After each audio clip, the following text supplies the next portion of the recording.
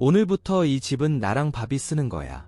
그녀의 말은 너무나 대담하고 엉뚱해서 저는 말문이 막혔습니다. 이 집은 남편과 제가 수년 동안 세심하게 계획하고 지은 집이었습니다. 우리는 드디어 이 조용한 곳에서 평화롭고 고요한 은퇴 생활을 기대하고 있었습니다. 무슨 말씀을 하시는 겁니까? 제가 믿을 수 없다는 듯이 물었습니다. 당신 아들의 아내로서 지금까지 같이 살아오지 않았나요? 그러니 여기서 살아야 하는 건 당연한 거죠. 그녀는 마치 세상에서 가장 당연한 일인 것처럼 말했습니다. 네, 우리는 실제로 함께 살았지만 그녀가 수년간 일으킨 수많은 문제는 헤아릴 수 없을 정도였습니다. 저는 이 새로운 곳으로 이사하면서 그녀와의 인연을 끊을 계획이었습니다. 내 방은 어디야? 그녀는 어린아이처럼 들떠서 어떤 방을 가리키며 명랑하게 물었습니다. 가장 큰 방을 차지할게.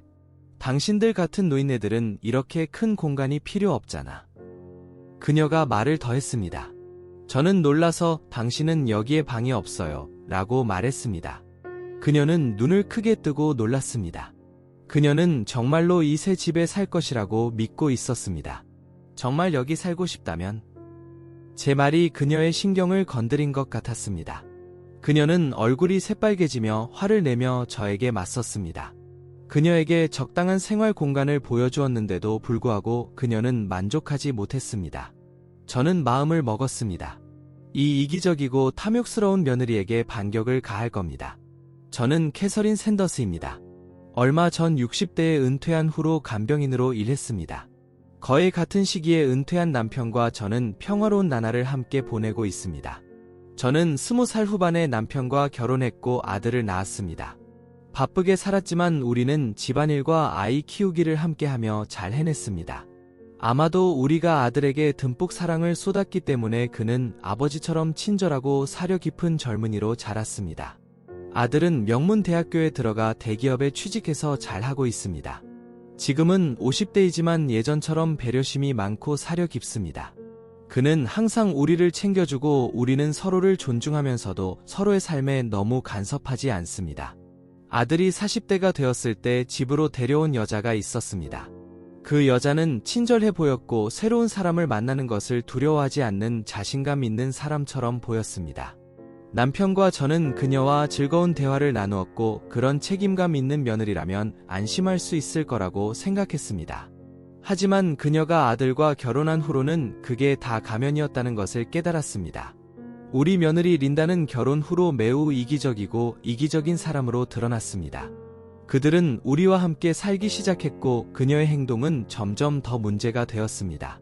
게다가 그녀는 끊임없이 우리에게 무언가를 요구했고 그것은 남편과 저 모두에게 지쳤습니다. 샌더스 부인, 돈 좀 빌려주세요. 밥의 수입이 적어서 가게가 어려워요. 우리가 처음 만났을 때는 매우 상냥했던 우리 며느리 린다는 아들과 결혼하자마자 터무니없는 요구를 하기 시작했습니다. 저는 그들에게 결혼을 허락한 것을 후회했습니다. 그녀가 이런 사람이라는 걸 알았다면 다시 생각해 보는 게 어때요? 라고 말했을 겁니다. 린다, 대부분의 사람들은 시부모에게 돈을 요구하지 않아요. 남편과의 문제는 부부끼리 해결해야 해요. 제가 침착하게 대답하자 아들의 아내 린다는 평소처럼 소리를 지르기 시작했습니다. 내가 힘들다는 건 상관없어요. 이게 바로 내가 고전적인 사람들을 못 견디는 이유예요. 살아가기에 충분한 돈을 받고 있지 않아요? 당신은 아들의 수입으로 생계를 유지하고 있잖아요. 그러니 돈을 자유롭게 쓸 수 있고 싶다면 직장을 구하세요. 충분해요. 당신의 따귀는 더 듣고 싶지 않아요. 린다는 늘 제 말에 설득당한다는 걸 알면서도 돈을 빌리려고 계속했습니다. 그녀는 매일 집에서 손가락 하나 까딱하지 않지만 남편 밥이 열심히 일해서 돈을 벌어오는데도 매일매일 집안이 너무 더럽고 견딜 수 없다고 불평만 합니다. 밥의 아내지만 저는 그녀에게 짜증이 났습니다. 린다가 우리 집에 들어온 후로 우리의 삶은 끊임없이 방해를 받았습니다. 그녀는 남편이 있는데도 새벽까지 놀러 다닐 수 있다고 생각합니다. 밤늦게도 전화로 큰 소리로 통화를 하거나 내가 요리를 할 때 오늘은 고기를 먹고 싶어 라고 이기적으로 행동합니다. 10대 아이조차 그렇게 오만하게 행동하지 않을 겁니다. 남편과 저는 결국 우리에게 아무 상관없는 린다에게 맞춰주는 것이 우스꽝스럽다고 생각했고 그녀와 접촉하지 않고 그냥 방을 나가버릴 때도 있었습니다. 그런 무례한 사람에게 굳이 아부할 필요는 없다고 생각했습니다. 하지만 린다는 우리의 태도에 불만을 품었고 화를 내며 소리를 지르는 경우가 있었습니다. 그녀는 성격이 까다로워서 일이 마음대로 되지 않으면 소란을 피우고 혼란을 일으킵니다. 밥조차도 그런 아내를 상대하다 지쳐 보였습니다. 엄마, 아빠, 미안해요.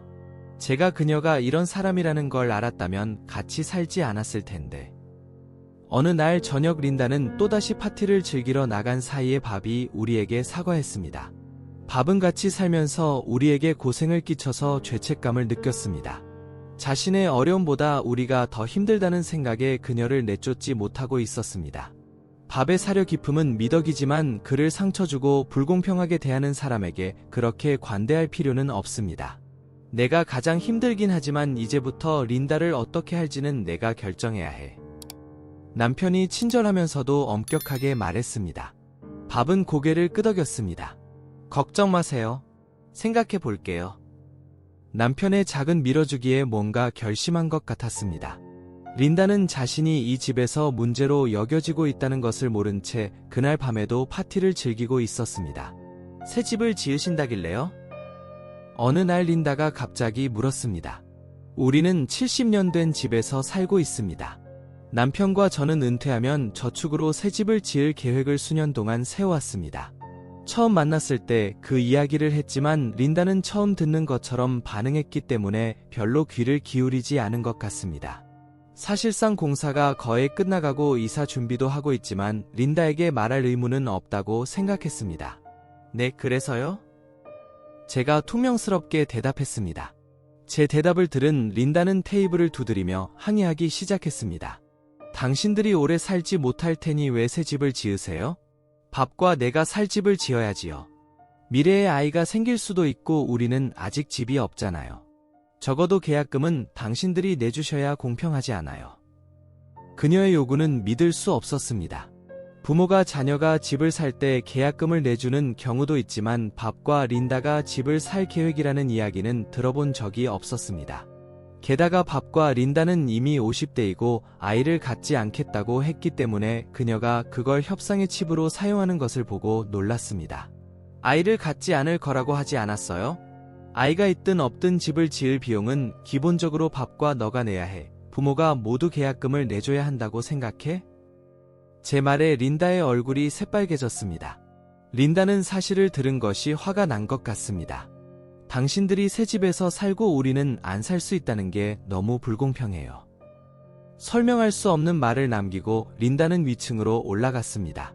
집을 살 계획도 없는데 돈을 요구하는 것이 화가 납니다.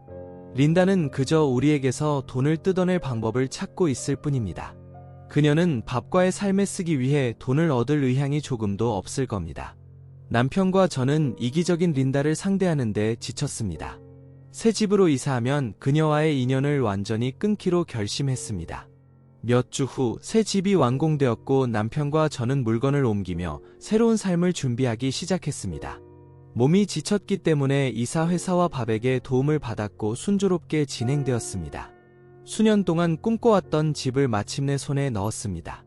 남편과 저는 노년에 이런 꿈을 이룬 것이 뿌듯했습니다. 하지만 예상치 못한 방문객이 나타나면서 우리의 평화는 산산조각 났습니다. 린다였습니다. 새 집 축하해요. 그녀가 말했습니다. 우리는 그녀를 보고 놀랐습니다. 밥조차도 당황했습니다. 우리는 린다에게 새집 위치나 이사 계획에 대해 아무것도 말하지 않았습니다. 우리 집을 나갈 때 우리를 따라온 것 같습니다. 그녀의 행동은 우리에게 불안한 기분을 안겨주었습니다. 게다가 린다는 큰 여행 가방과 더플백을 들고 왔습니다. 멀리까지 이걸 다 끌고 온 이유를 곧 알게 되었습니다. 오늘부터 이 집은 나랑 밥이 쓰는 거야. 그녀가 말했습니다. 린다의 대담한 말에 저는 충격을 받았습니다. 이 집은 남편과 제가 수년 동안 계획하고 지은 집이었습니다. 우리는 여기에서 평화롭게 노후를 보낼 계획이었지만 린다가 여기서 살려고 하는 것 같았습니다. 무슨 말씀을 하시는 겁니까? 제가 물었습니다. 우리는 지금까지 같이 살았잖아요. 그러니 당신 아들의 아내인 내가 여기서 살아도 당연한 거죠. 그녀는 마치 세상에서 가장 당연한 일인 것처럼 말했습니다. 그녀가 수년간 우리에게 끼친 고생을 다 잊고 이렇게 당연히 우리에게 기대는 이유가 무엇일까요? 린다가 끼친 성가신 일은 헤아릴 수 없을 정도로 많았고 이번 이사를 계기로 그녀와의 인연을 끊을 계획이었습니다. 내 방은 어디야? 그녀가 무례하게 우리의 새 집에 들어와 돌아다니자 남편과 저는 표정이 굳어졌습니다. 한 방에 도착해서 린다는 아이처럼 들떠서 말했습니다. 이 방이 제 방이야. 당신들 같은 노인네들은 이렇게 큰 공간이 필요 없잖아. 이 말에 저는 반사적으로 당신은 여기에 방이 없어요 라고 말했습니다.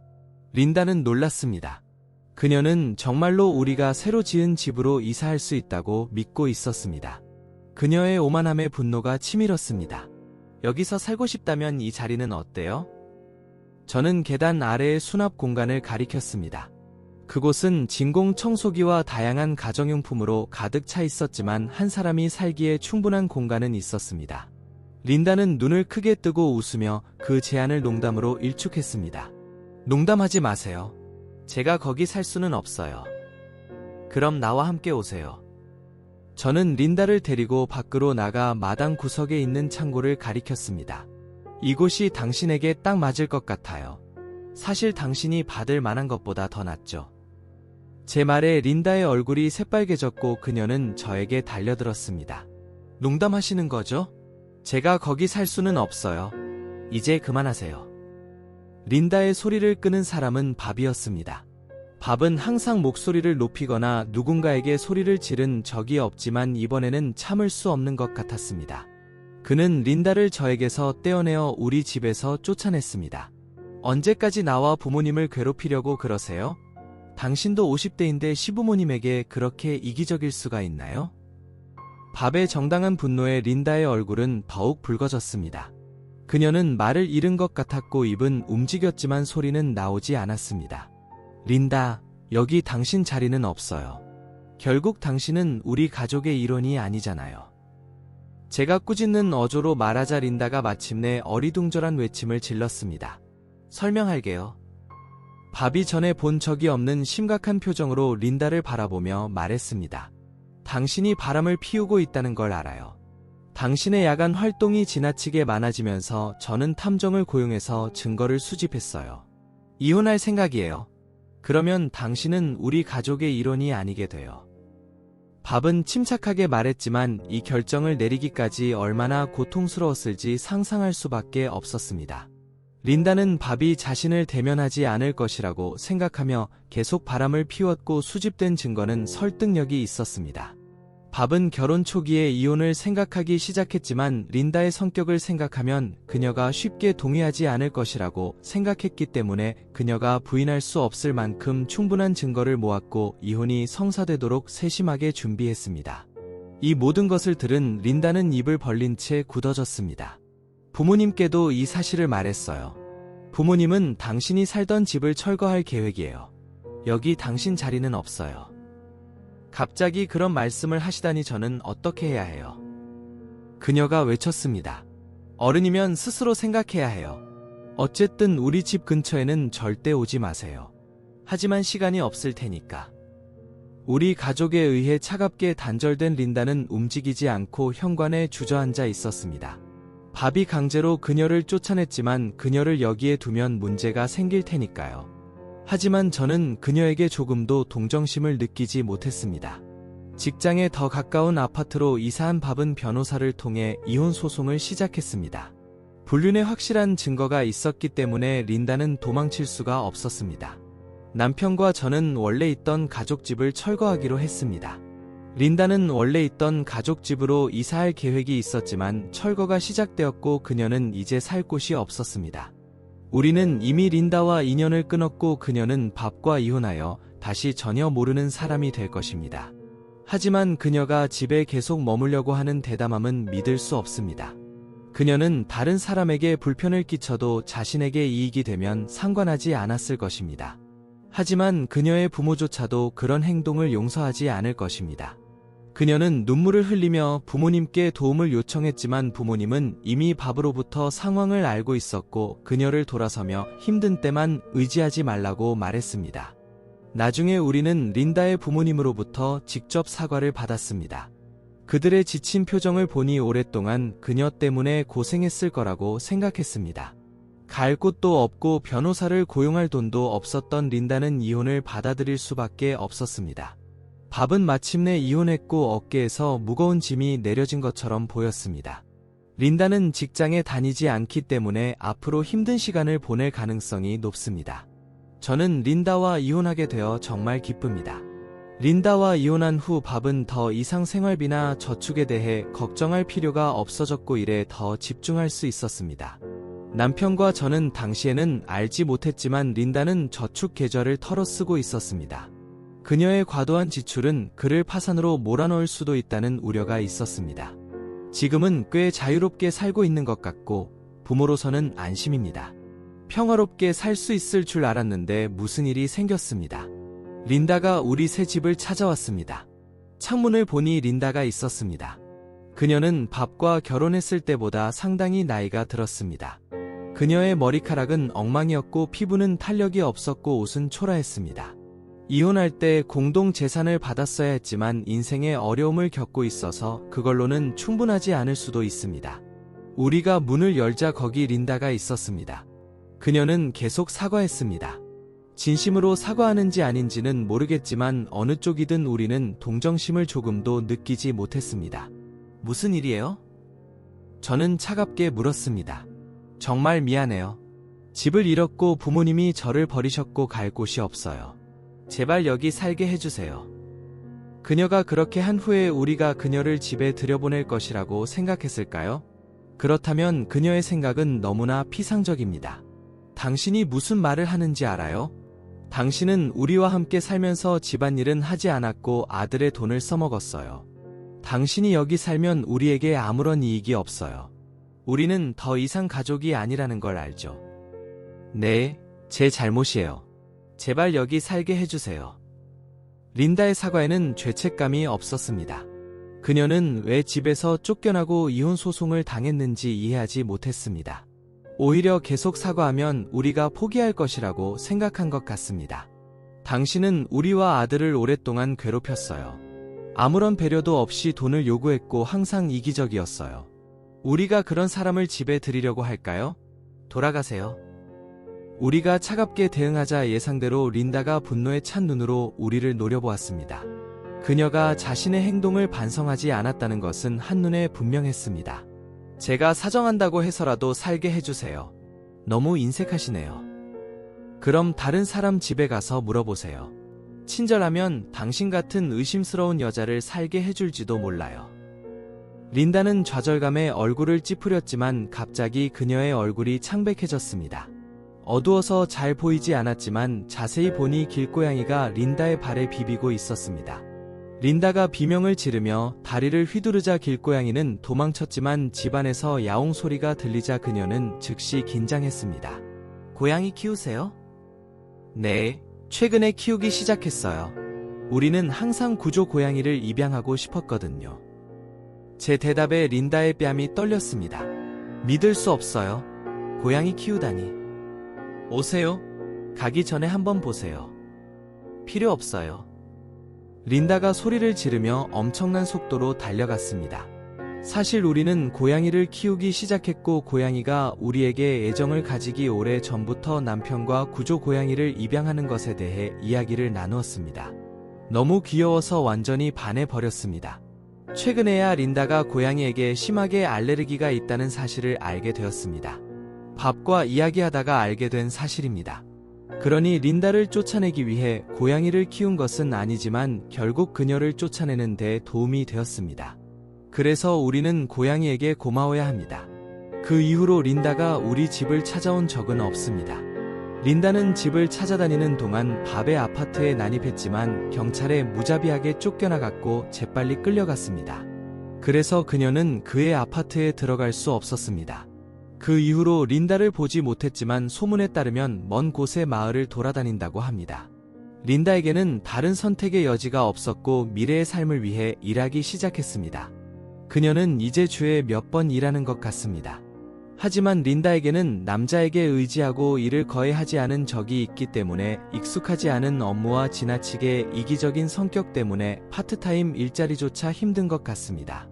그녀는 오랫동안 일자리를 유지할 수 없고 종종 해고됩니다. 그녀가 마침내 번 돈은 생활비로 사라지고 지금은 기숙사가 있는 공장에서 일하면서 매일매일 생활하고 있는 것 같습니다. 그녀는 항상 마음대로 행동했으므로 그런 어려움을 겪는 것도 당연합니다. 그녀가 돈을 얼마나 쉽게 잃을 수 있는지 직접 경험하는 것이 좋다고 생각합니다. 밥은 항상 린다의 과도한 지출에 시달렸습니다. 게다가 린다가 부모님에게 공식적으로 단절당한 것 같습니다. 오래전부터 그녀의 과도한 지출과 융통성 없는 이기심에 지친 그녀의 부모님은 딸과의 인연을 끊기로 결심했습니다. 저는 린다의 부모님의 결정이 잘못된 것이라고 생각하지 않습니다. 가족이라는 이유만으로 모든 것을 용서해야 한다는 법은 없습니다. 남편과 저는 고양이라는 새로운 가족과 함께 새 집에서 행복하게 살고 있습니다. 반 한 채 고양이와 놀며 보내는 시간은 너무 즐겁고 평화로움. 물론이지요. 가끔 밥이랑 만나서 식사하거나 최근에 겪은 일들을 듣는 것도 즐거운 일이에요. 이상적으로는 밥도 이 행복을 누리길 바랐지만 앞으로 새로운 만남이 있을지도 모르잖아요. 그럴 때는 서로를 존중하고 아끼는 파트너와 함께 살았으면 해요. 남편과 이 행복한 시간을 소중히 여기고 싶기도 해요.